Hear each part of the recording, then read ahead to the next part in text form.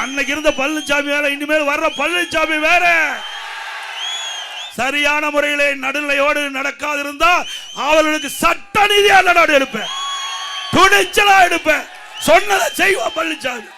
எதை வேணாலும் மண்டிக்க, அதை பத்தி எல்லாம் கவலையே இல்லை. எல்லாம் பார்த்துட்டு வந்துதான் இந்த பதவியில் இருக்கிறோம். நான் மட்டும் இல்லை, எங்க தொண்டனை கூட தொட்டு பார்க்க முடியாது. தொண்டனை கூட இங்க இந்த கரூர் அங்கிருந்து இங்க வந்து இறக்குமதி பண்ணிருக்க ஒரு ஆளு இங்க நிக்கிறார்ல, எவ்வளவு வழக்கு போட்டிருக்கிறார். கரூர் சட்டமன்ற தொகுதியில் அண்ணா திமுக காரன் மீது இந்த காவல்துறை பொய்யான வழக்கு பல போட்டிருக்குது. அத்தனையும் தோண்டி எடுக்கப்படும்.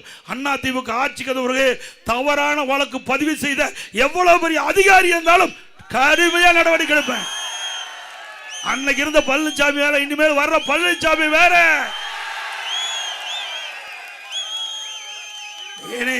ஆட்சிக்கு வந்த பிறகு பாரு எப்படி நடக்கணும் தமிழ்நாடு.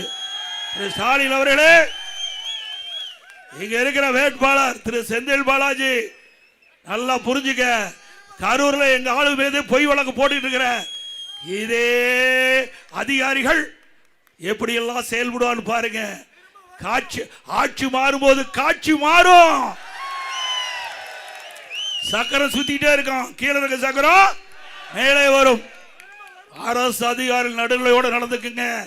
இங்க கோவை மாநகரும் சரி, கோவை மாவட்டத்திலும் சரி, சரியான முறையிலே நடுநிலையோடு நடக்காதிருந்தா அவர்களுக்கு சட்ட நீதியா நடவடிக்கை எடுப்பேன், துணிச்சலா எடுப்பேன்.